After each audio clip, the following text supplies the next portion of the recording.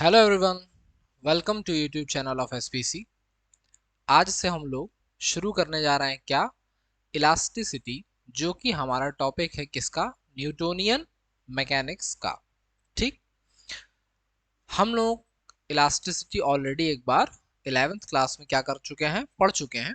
और हम लोगों को अब इलास्टिसिटी का क्या पढ़ना है, डेप्थ में जाके स्टडी करनी है। ठीक है, लेकिन पहले एक बार क्या करेंगे हम लोग, 11th क्लास का जो इंट्रोडक्शन था, माने जो बीएससी में आपका इंट्रोडक्शन है, जो 11th क्लास का चैप्टर आपने पढ़ा है क्या, मैकेनिकल प्रॉपर्टीज ऑफ सॉलिड्स, उसको एक बार हम लोग क्या करेंगे, दोबारा से ट्राई करेंगे देखने का जल्दी जल्दी। ठीक है, तो लेक्चर 1 में हम लोगों का क्या कर रहेगा, केवल हम लोग फोकस करेंगे किसके ऊपर, इंट्रोडक्शन के ऊपर। ठीक, जिसको इंट्रोडक्शन आता है कोई बात नहीं, जिसको नहीं आता है वो एक बार दोबारा से देखेगा तो उसको सारी बातें क्या हो जाएंगी, क्लियर हो जाएंगी। ठीक है, चलिए शुरू करते हैं। सबसे पहली बात की इलास्टिसिटी क्या होता है, क्या होती है इलास्टिसिटी। अगर हम लोग इसकी बात करें तो सबने क्या किया, बचपन में रबर से खेला है, रबर बैंड से खेला है। क्या देखते थे कि जब रबर को ऐसे दबा के छोड़ते हैं तो क्या करती है, वो अपने साइज और शेप को रीगेन कर लेती है। माने इलास्टिसिटी कुछ और नहीं बल्कि क्या है, प्रॉपर्टी है। किसकी, किसकी प्रॉपर्टी है, मटेरियल की। किसकी प्रॉपर्टी है, ऑब्जेक्ट के मटेरियल की प्रॉपर्टी है। ठीक, क्या प्रॉपर्टी है कि जो ऑब्जेक्ट है वो शेप और साइज को क्या करेगा, रीगेन कर लेगा। क्या कर लेगा, रीगेन कर लेगा। शेप और साइज को क्या कर लेगा, रीगेन कर लेगा। कब कब कब कब, after removing, after removing deforming force. माने जो उसके ऊपर एक डिफॉर्मिंग फोर्स लगाया गया है, उस फोर्स को हटाते ही क्या हो जाएगा, ये अपने ओरिजिनल शेप और साइज को क्या करेगी, रीगेन कर लेगी। ठीक, अब बात आती है कि कोई मटेरियल बताइए। तो मटेरियल की अगर हम लोग बात करें तो फॉर एग्जांपल इलास्टिक मटेरियल अपने पास कौन है, अपने पास इलास्टिक मटेरियल है स्टील। हम लोग बात करेंगे किसकी, रबर। और सबसे ज्यादा इलास्टिक मटेरियल कौन होता है, क्वार्ट्ज। सबसे ज्यादा इलास्टिक मटेरियल अपने पास कौन सा पाया जाता है, क्वार्ट्ज होता है। ठीक, ठीक है। और एक बात और ध्यान रखना है कि जो स्टील होता है ये मोर इलास्टिक है किससे, रबर से। स्टील क्या होता है, रबर से ज्यादा इलास्टिक होता है। इस बात को हमको ध्यान रखना है, ये बात प्रूव भी करके दिखाई जा सकती है। ठीक, अभी आगे हम लोग प्रूव करके दिखा भी देंगे इसको बाद में। ठीक है, अब इसके बाद हम लोग जानते हैं कि इसमें कुछ टर्म्स आते हैं जिसका नाम है एक स्ट्रेस और दूसरा क्या होता है, स्ट्रेन। तो पहले हम लोग बात करते हैं किसकी, स्ट्रेस की, कि स्ट्रेस क्या होता है भाई। स्ट्रेस क्या होता है, अगर हम लोग स्ट्रेस की बात करें तो स्ट्रेस क्या होता है, अगर किसी ऑब्जेक्ट पर हम लोग क्या करेंगे, फोर्स लगाएंगे, तो वो लॉ ऑफ एक्शन और रिएक्शन को फॉलो करते हुए अपोजिट डायरेक्शन में क्या करेगा, दूसरा फोर्स लगाएगा। माने ऑब्जेक्ट का हर एक क्रॉस सेक्शन क्या करेगा, फोर्स लगा रहा होगा वापस। और यही जो रिस्टोरिंग फोर्स है, पर यूनिट एरिया लग रहा है, इसी को क्या कहते हैं हम लोग, स्ट्रेस। माने restoring force acting per unit area is defined as stress. ठीक, तो क्या होता है, मान लो अपने पास कोई ऑब्जेक्ट है जिसको हम लोगों ने क्या किया है, ऊपर से फिक्स कर दिया। क्या कर दिया, ऊपर से फिक्स कर दिया। नीचे से तुमने इसको क्या कर लिया, कोई एफ फोर्स लगा के खींच लिया। तो इसका कोई एक क्रॉस सेक्शन हम लोग मान लेते हैं ये है, जिसका एरिया क्या है, ए है। ये इसको दोबारा से खींच रहा है, हमने लिख दिया F R, R for restoring force है। ठीक है, तो जब हम लोगों ने एफ फोर्स लगा खींचा तो एफ आर वापस इसको खींच रहा है। और जब सिचुएशन हो जाएगी किसकी, इक्विलिब्रियम की, तो उस सिचुएशन में एफ किसके बराबर हो जाएगा, एफ आर के। तो जो स्ट्रेस होता है वो क्या होता है, the value of internal reactionary force per unit area is defined as stress.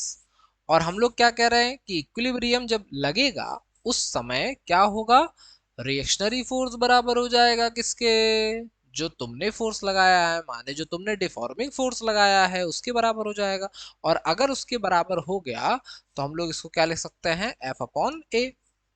तो स्ट्रेस क्या बन गया भाई अपना, एफ अपॉन ए बन गया। और स्ट्रेस का यूनिट क्या होता है, ऊपर कौन बैठा, फोर्स, फोर्स मतलब न्यूटन, नीचे कौन बैठा, एरिया, एरिया मतलब मीटर स्क्वायर। तो इसका स्ट्रेस का जो यूनिट है वो क्या है, न्यूटन पर मीटर स्क्वायर। ठीक है। फिर स्ट्रेस कितने प्रकार का होता है, इसकी अगर बात करें कि स्ट्रेस कितने प्रकार का है, तो हम लोगों को ध्यान रखना है कि जो अपना स्ट्रेस भाई साहब है ये कितने प्रकार के होते हैं, ये होते हैं अपने तीन प्रकार के। कितने टाइप का स्ट्रेस, तीन टाइप का होता है। ठीक है। सबसे पहले कौन सा स्ट्रेस है अपने पास, लॉन्गिट्यूडिनल स्ट्रेस। कौन सा स्ट्रेस है अपने पास, लॉन्गिट्यूडिनल स्ट्रेस। जब किसी ऑब्जेक्ट की, जब किसी इलास्टिक बॉडी की लेंथ में चेंज कर रहे होंगे, किस में कर रहे होंगे, लेंथ में चेंज कर रहे होंगे, तो उस समय हम लोग किस स्ट्रेस के बारे में बात करेंगे, लॉन्गिट्यूडिनल स्ट्रेस के बारे में बात करेंगे। फिर बात आती है किसकी, नॉर्मल स्ट्रेस की। जब हम लोग बात करेंगे किसकी, कि डिफॉर्मिंग फोर्स लगाया और चेंज कौन होने वाला है, वॉल्यूम। कौन होने वाला है, वॉल्यूम। तो उस समय बात करेंगे किसकी, नॉर्मल स्ट्रेस की। और अगर केवल ऐसे टच करता हुआ फोर्स लगा रहे हैं, कैसे, ऐसे केवल सिंपल सा टच करता हुआ, नीचे से क्या कर रखा है, फिक्स कर रखा है, तो उस समय जो फोर्स लगता है उस फोर्स को कहते हैं शियरिंग फोर्स, माने शियरिंग स्ट्रेस आएगा। यहाँ पे कौन सा स्ट्रेस आने वाला है, शियरिंग स्ट्रेस, या फिर इसी का दूसरा नाम होता है क्या, टेंजेंशियल स्ट्रेस। टेंजेंशियल स्ट्रेस भी इसको कभी कभी कहते हैं, मेन नाम इसका कौन सा है, शियरिंग स्ट्रेस। तो अपने पास स्ट्रेस के तीन टाइप हो गए, पहला लॉन्गिट्यूडनल स्ट्रेस जो कि लेंथ में चेंज करने की वजह से आएगा, नॉर्मल स्ट्रेस जो कि वॉल्यूम चेंज करने की वजह से आएगा, और उसके बाद शेयरिंग स्ट्रेस जो केवल और केवल शेप को चेंज करने की वजह से आएगा। ठीक है। फिर अगला टर्म आ रहा है एक, जिसका नाम क्या है, स्ट्रेन। क्या होता है स्ट्रेन, स्ट्रेन का मतलब, जब हम लोग किसी ऑब्जेक्ट को दबाएंगे या खींचेंगे, कुछ भी करा, तो इसका जो शेप है इसमें क्या आएगा, चेंज आ जाएगा। तो ये जो फ्रैक्शनल चेंज है इसी को क्या कहते हैं हम लोग, स्ट्रेन कहते हैं। स्ट्रेन क्या होता है, सबसे पहली बात, स्ट्रेन क्या है, एक फ्रैक्शनल चेंज है। कैसा चेंज है, फ्रैक्शनल चेंज है, किसमें, shape and size of object. Object के शेप और साइज का क्या है, फ्रैक्शनल चेंज है। What is meaning of fractional change here, the fractional change means that we take the ratio of change in the dimensions, change in length or change in volume and so on, change in length to the initial length, and what we get strain. Okay, here we can also take change in volume, change in size. तो यहाँ पे क्या ले सकते हैं हम लोग, change in volume. अभी आ रहे हैं हम लोग टाइप्स ऑफ स्ट्रेन पे, और यहाँ पे क्या हो जाएगा, इनिशियल वॉल्यूम, इनिशियल वॉल्यूम। तो बात आती है कि यार अगर स्ट्रेस तीन प्रकार के हैं तो स्ट्रेन कितने प्रकार का है, स्ट्रेन भी कितने टाइप का होता, तीन टाइप का। कौन कौन सा है, जो अपने पास स्ट्रेन है कितने टाइप का होता है, तीन टाइप का होता है। कौन कौन सा, पहला स्ट्रेस कौन सा था, लॉन्गिट्यूडनल स्ट्रेस। तो इस लॉन्गिट्यूडनल स्ट्रेस की वजह से जो स्ट्रेन आ रहा होगा उस स्ट्रेन को हम लोग क्या कहते हैं, लॉन्गिट्यूडनल स्ट्रेन कहते हैं। ठीक, कौन सा स्ट्रेन आने वाला है अपने पास, लॉन्गिट्यूडिनल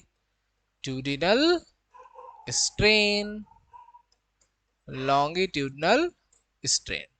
ठीक है। फिर दूसरा स्ट्रेस कौन सा था अपना?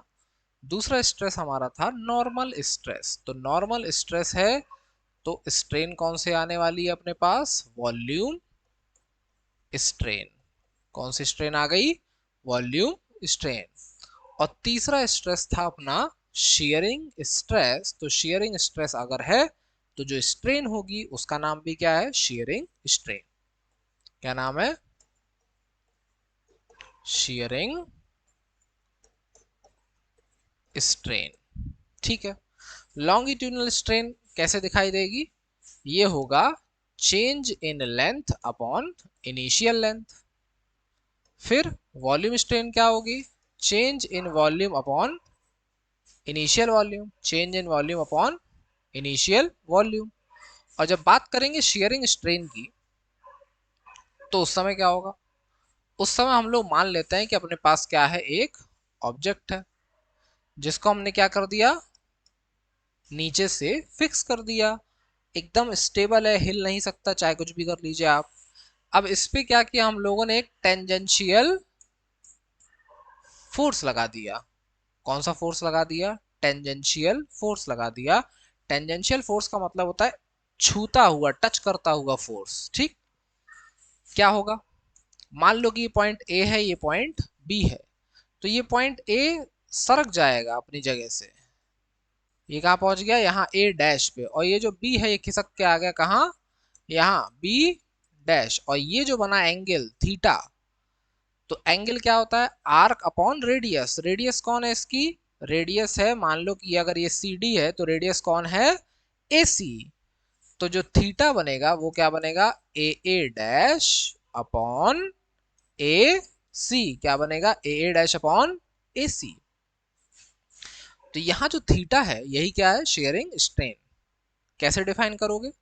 डिफाइन करेंगे क्या कि the ratio of displacement of upper surface keeping lower surface fixed to the distance between upper and lower surface. माने कि जितना अपर सरफेस खिसका है उसका रेशियो लेना है किसके साथ? अपर और लोअर सरफेस के बीच का जो गैप है उसके साथ। इसको क्या कहते हैं हम लोग? शेयरिंग स्ट्रेन कहते हैं। स्ट्रेन का कोई यूनिट नहीं होता। ये क्लास 11th में जब हम लोग यूनिट डायमेंशन मेजरमेंट्स पढ़ते हैं वहीं हम लोगों को पढ़ा दिया जाता है क्या कि जो स्ट्रेन है उसका कोई भी यूनिट नहीं होता है। Strain is a unitless and dimensionless quantity. Okay. तो हम लोगों ने पढ़ लिए तीन तरीके के स्ट्रेस और तीन तरीके के स्ट्रेन। ठीक। अब हम लोग आने वाले हैं किस पे? Hooke's law. कौन सा लॉ आ गया अपने पास? Hooke's law.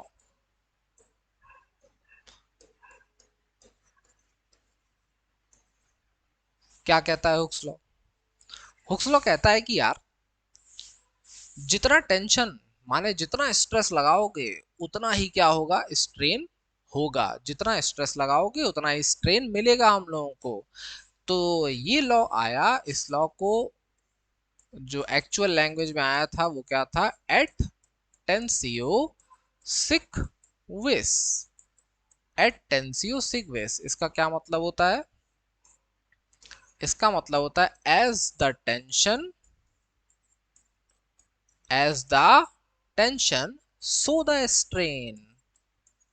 as the tension so the strain। क्या कह रहा? as the tension so the strain।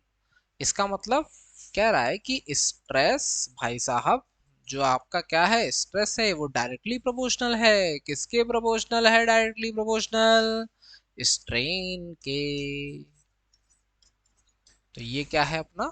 ये है अपना हुक्स लॉ। अब हम लोग देख रहे हैं कि यहाँ पे क्या आ चुकी है? प्रोपोर्शनैलिटी। और कभी भी प्रोपोर्शनैलिटी आएगी तो क्या करेंगे? कांस्टेंट लगाएंगे। तो अपने पास यहाँ भी क्या आने वाला है? कांस्टेंट आने वाला है। क्या कि अगर स्ट्रेस है और कांस्टेंट आएगा कौन? ई। और यहाँ पे कौन है? S T N for strain. तो ई क्या बन गया? Stress upon strain where E is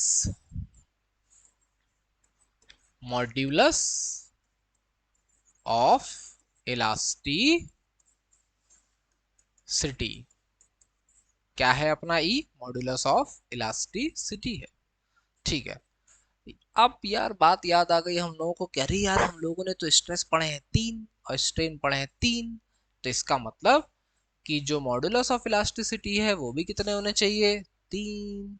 ठीक है, तो सबसे पहली बात कि एक होता है अपना कौन सा मॉड्यूलस, यंग्स मॉड्यूलस। सबसे पहले कौन सा आ गया modulus, Young's modulus. Young modulus क्या होता, यंग मॉड्यूलस होता है longitudinal stress upon longitudinal strain. ठीक, लॉन्गिट्यूडनल स्ट्रेन स्ट्रेस क्या होता है, force upon area. Longitudinal strain क्या होती है, change in length upon initial length, को हम लोग कैपिटल से लिख देते हैं। तो यहां से हम लोग को पता चल रहा है कि y जो अपना है ये F L upon A L बन गया। क्या बन गया, y equals to F L upon A L. ठीक है, फिर बात आती है कि यार ये जो मॉड्यूलस है इसका कोई यूनिट वगैरह होता है क्या। तो देखो कोई भी मॉड्यूलस अगर है, ई भी, ई तो क्या शो कर रहा है, मॉड्यूलस शो कर रहा है। कोई भी मॉड्यूलस अगर अपने पास है तो ज्यादा कहानी नहीं करनी है, सीधी सी बात ये देखना है कि ऊपर कौन बैठा, स्ट्रेस, नीचे कौन बैठा, स्ट्रेन। स्ट्रेन का कोई यूनिट होता नहीं है, तो स्ट्रेस का जो यूनिट होता है वही यूनिट किसका होगा, ई का यूनिट होगा। इसका मतलब हर मॉड्यूलस ऑफ इलास्टिसिटी का यूनिट भी क्या होगा, न्यूटन पर मीटर स्क्वायर। ठीक है, फिर बात आ गई किसकी, नॉर्मल स्ट्रेस की। नॉर्मल स्ट्रेस और नॉर्मल स्ट्रेन का जब हम लोग रेशियो लेते हैं, नॉर्मल स्ट्रेन मतलब वॉल्यूम स्ट्रेन, तो इसकी वजह से जो मॉड्यूलस आएगा उसका नाम क्या है, बल्क मॉड्यूलस। क्या नाम है इसका, बल्क मॉड्यूलस। ठीक, अब बल्क मॉड्यूलस को हम लोग शो करते हैं किससे, के से। नॉर्मल स्ट्रेस को हम लोग शो करते हैं पी से, और नीचे कौन है, change in volume delta we upon initial volume. तो के क्या बन जाएगा अपना, के बन जाएगा पीवी अपॉन डेल्टा वी। ठीक, और ये जो के है इसी का अगर क्या कर दे, रेसिप्रोकल कर दें, क्या कर दें, के का रेसिप्रोकल कर दें, तो हम लोगों को मिलेगा एक नया टर्म जिसका नाम क्या है, कंप्रेसिबिलिटी। क्या नाम है, कंप्रेसिबिलिटी फैक्टर। माने कि the reciprocal of bulk modulus क्या कर रहा है, 1/k। 1/k मतलब reciprocal of bulk modulus is defined as C for compressibility factor. क्या होता है ये, कंप्रेसिबिलिटी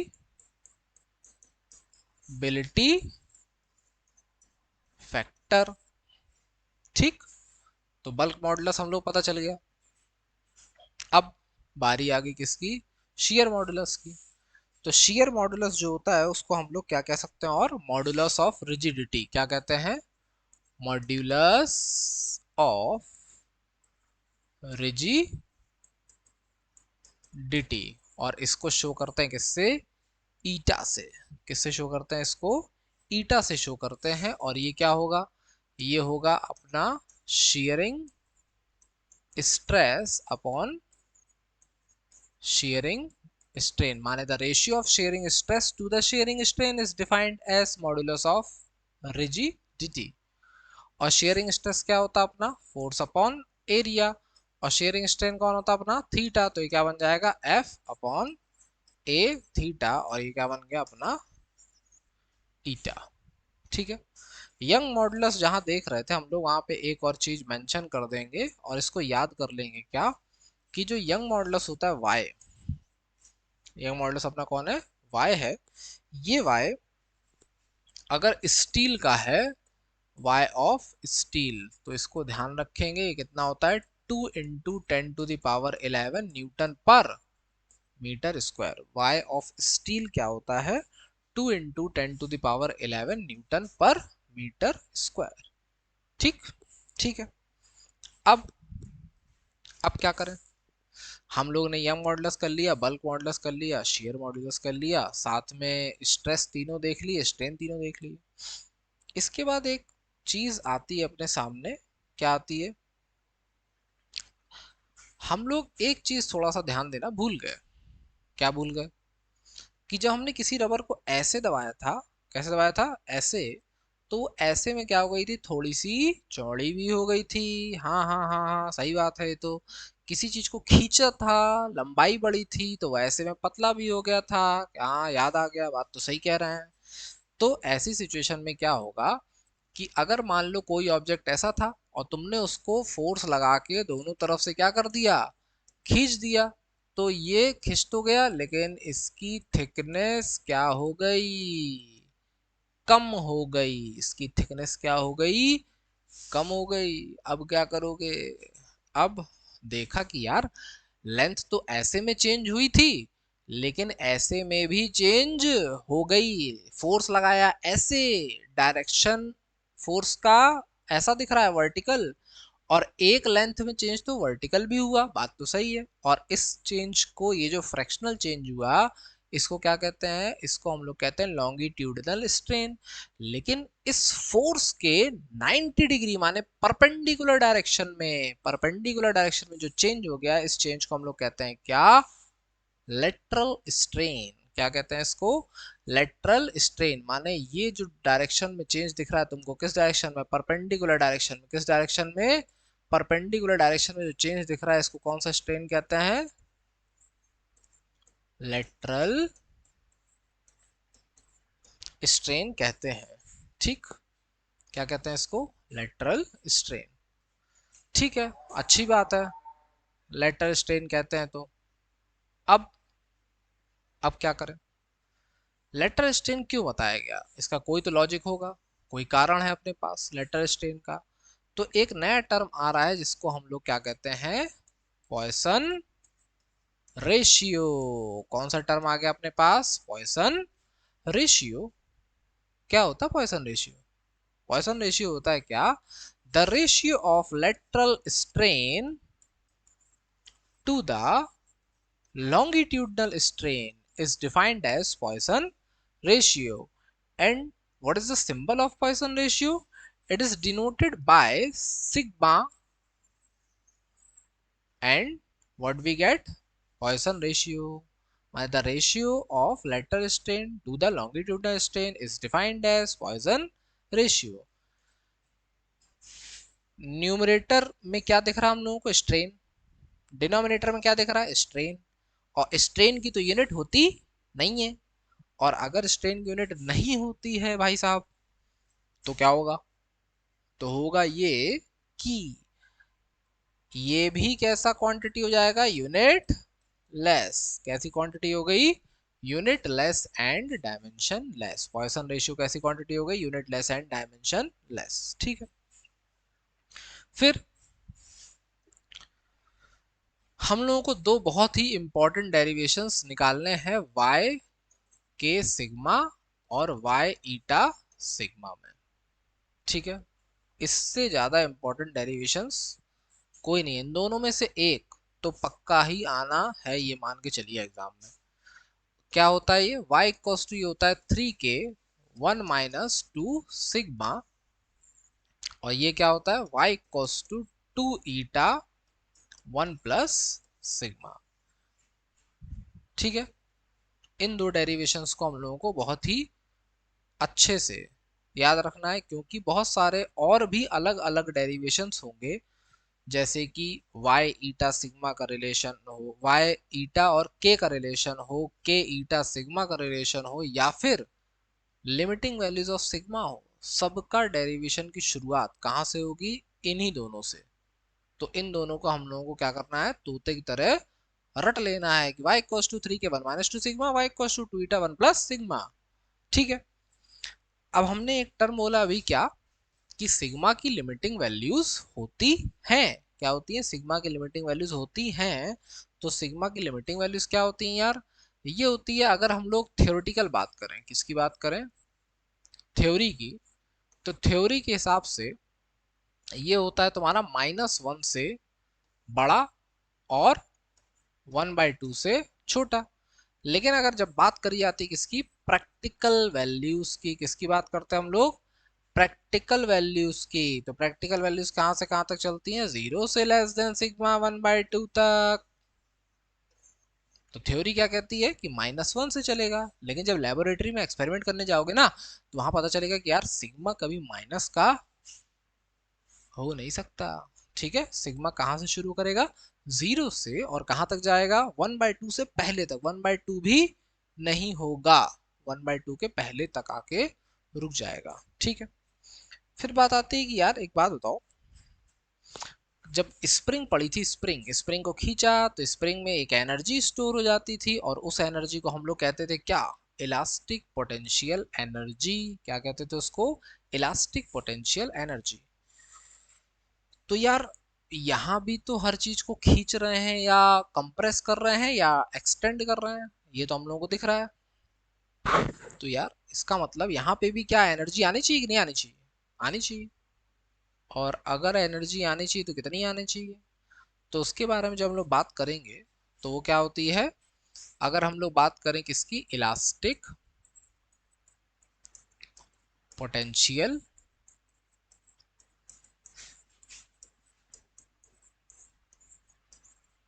एनर्जी की, तो ये क्या होती है, ये होती है U equals to half into stress into strain into volume. क्या होती है, half stress into strain into volume.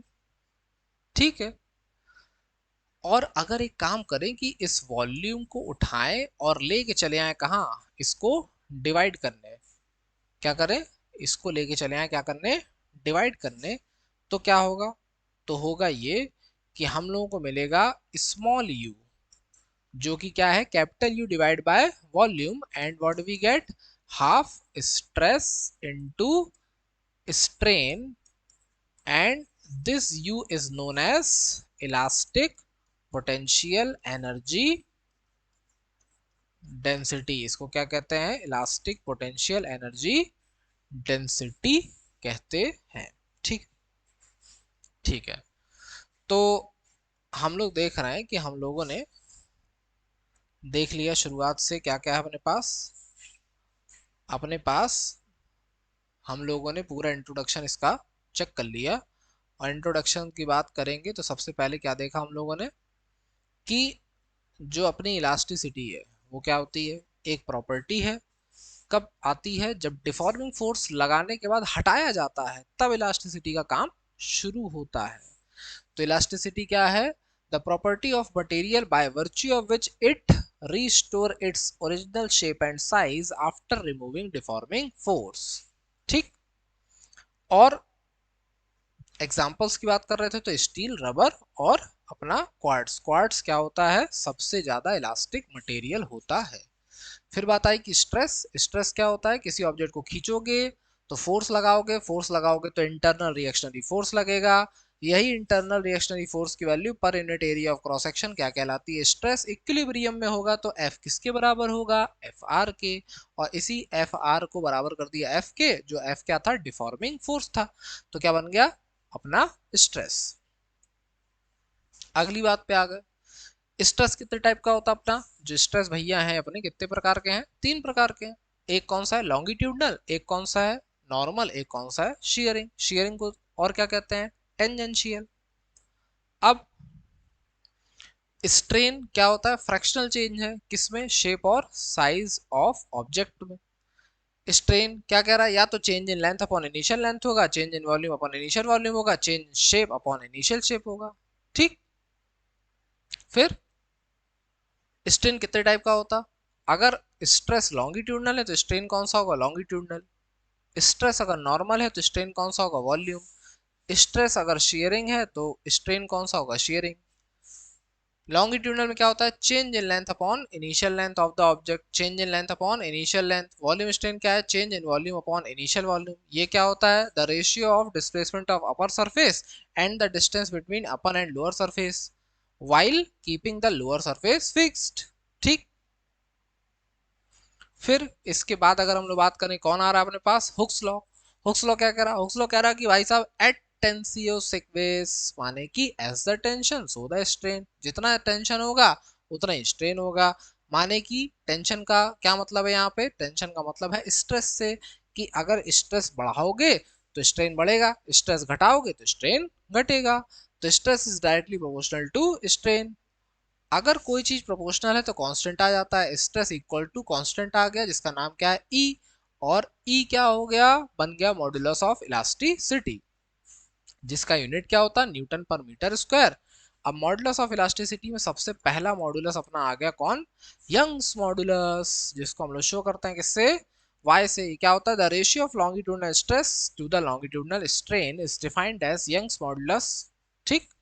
और लॉन्गिट्यूडनल स्ट्रेस क्या होता है, F upon A, longitudinal strain small l upon capital L, where small l is change in length and capital L is change initial length। तो ये क्या बन जाएगा, थोड़ा सा अरेंज करेंगे, y equals to F L upon A L. फिर बात करो आगे नॉर्मल स्ट्रेस। नॉर्मल स्ट्रेस और वॉल्यूम स्ट्रेन का जो रेशियो होता है उसको क्या कहते हैं हम लोग, बल्क मॉड्यूलस। शो किससे करते हैं, के से। नॉर्मल स्ट्रेस को हम लोग शो करते हैं पी से, और वॉल्यूम स्ट्रेन क्या बन गया, डेल्टा वी अपॉन वी। तो क्या बन गया, K equals to P V upon delta V. अगर इसी बल्क मॉडुलस को पलट दिया जाए, रेसिप्रोकल ले ले, तो जो टर्म आता है उसको क्या कहते हैं हम लोग, कंप्रेसिबिलिटी फैक्टर। ठीक है।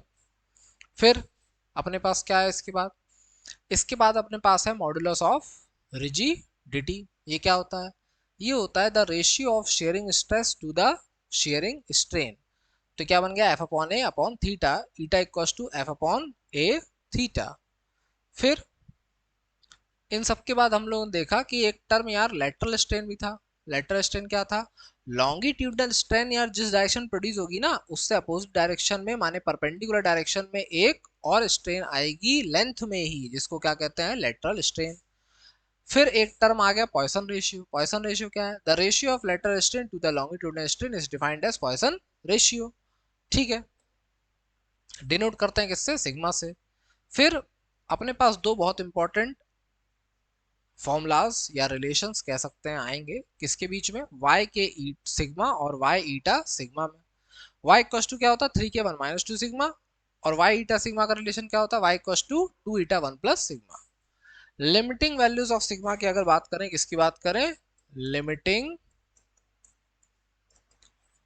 वैल्यूज ऑफ सिग्मा की, तो अपने पास क्या है, थ्योरेटिकल वैल्यू क्या है, -1 से लेके कहां तक जा रही है, 1/2 तक, इसके बीच में रहेगी, इक्वल नहीं होगी, ध्यान रखना है। और प्रैक्टिकल वैल्यू कहां से कहां तक जा रही है, 0 से लेके 1/2 तक। ठीक है।